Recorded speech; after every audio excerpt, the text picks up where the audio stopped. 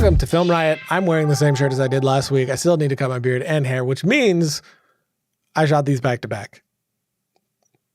Come at me, bro. Are practical effects worth the cost in labor it takes to make them? Absolutely, without a doubt, in my opinion, 100% unequivocally, yes. 1,000 times, million, infinity times, yes.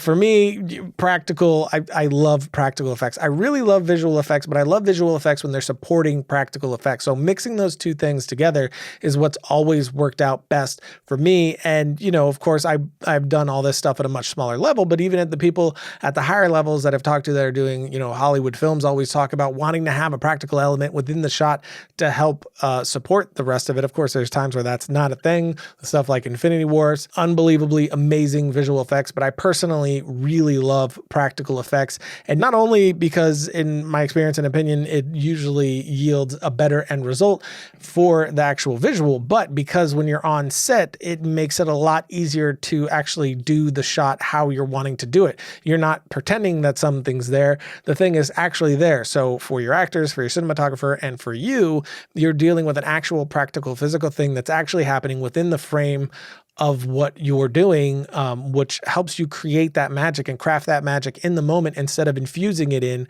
to something that you've already done later. So it's a much more organic thing that's happening because it's actually happening. And of course, the opposite happens all the time, and that's also amazing and has plenty of value. So there's times where, you know, it's the only way to do it is completely digital, and that's great, and I love stuff like that.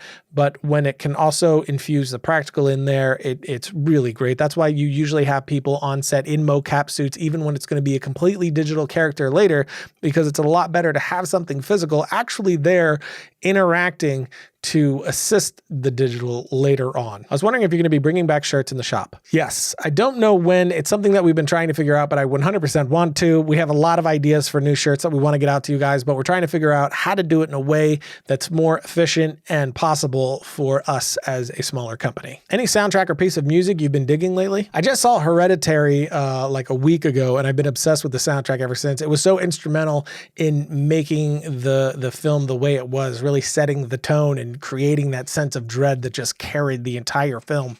And it's a very unique and just awesome score. So I've been listening to that on repeat. Can you give us an example of what professional treatment looks like? I can't do that because there's no treatment that I have available to me or that I have made that I can show publicly. I can't even really talk about them.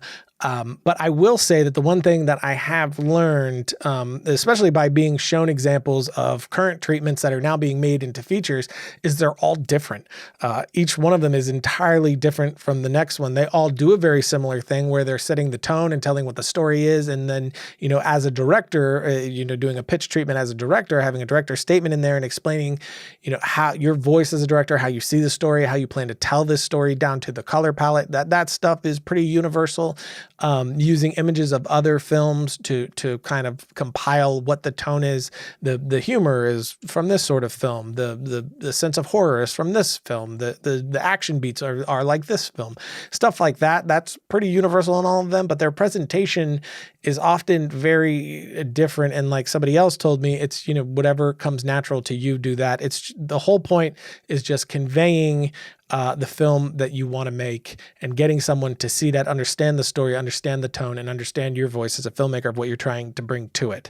Hopefully, in the not too distant future, I will be able to show some treatments on the show and maybe go through how I make them and why I make them the way I make them. Sometimes I'm stuck between taking my time as a young filmmaker and letting my career grow, or taking a huge risk and maxing out credit cards to finance a film I want to make. Where would you draw the line in a passionate filmmaker's sanity? It depends if you're talking about features or short films. For short films, that's just a money-losing situation. You're almost never going to make money off of a short film. That is so incredibly rare, more rare than making money off of a feature film. But you know, if you're going to make a short film, you're doing that to educate yourself and to put out there what you're capable of. It's like a demo reel, really.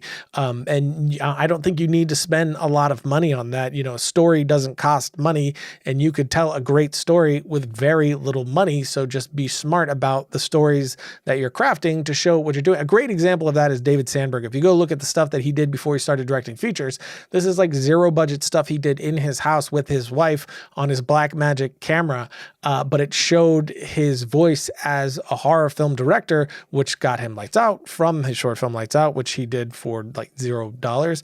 And then it got him Annabelle Creation, and now he's directing Shazam. And he never made a short film that cost a ton of money. So you don't really need to go that route if you're doing short films. If it's available to you and you can do it, great, but I wouldn't max out credit cards personally. If it comes to a feature film, this is, it's like other things that I say. This is a decision only you can make for yourself. You know your situation, you know what you're capable of, you know your skill level. So, if you're at that point to where you just, everything in you is telling you to chase this down, I would chase it down just because, I personally try to follow my gut as much as possible. The only time I've really been upset by a decision that I've made is when I didn't trust my gut and I listened to someone over my gut. So I would follow that. Of course, if you have a family and all that, they come first and making sure that they can be provided for and all that. But if you're a single guy and you can take the risk, I did it. I took a risk to start Triune and Film Riot. I was going to live out of my car for a second there, which thankfully ended up not happening, but I slept on a friend's sofa, or not sofa, a futon, which, felt like cardboard for quite a while. So, I mean, everybody's going to take a risk. You just got to look at your situation and make the best decision for you. There's nothing more discouraging than having a pile of overdue paperwork while you sit there trying to work or do anything you enjoy at all. Well, our friends at FreshBooks have their cloud accounting software that give you more time to do the work that you love and not feel discouraged by the paperwork demon. FreshBooks has been redesigned from the ground up and custom built for the way that you like to work. It's the easiest way to be more productive, organized, and most importantly, get paid quickly. The all-new FreshBooks is not only ridiculously easy to use, it's also packed full of powerful features. You can create and send professional-looking invoices in less than 30 seconds, set up online payments with just a couple of clicks, and get paid up to 4 days faster. See when your client has seen your invoice and put an end to the guessing games. And of course, FreshBooks is giving you a free unrestricted 30-day trial when you go to freshbooks.com/FilmRiot and enter FilmRiot in the How Did You Hear About Us section.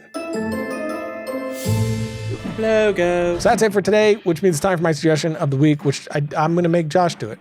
Josh is going to give us a suggestion of the week, who's editing this right now. So he will put a suggestion of the week in the links below. I don't know what it is. I'm going to be just as surprised as you guys. So until next time, don't forget to write, shoot, edit, repeat.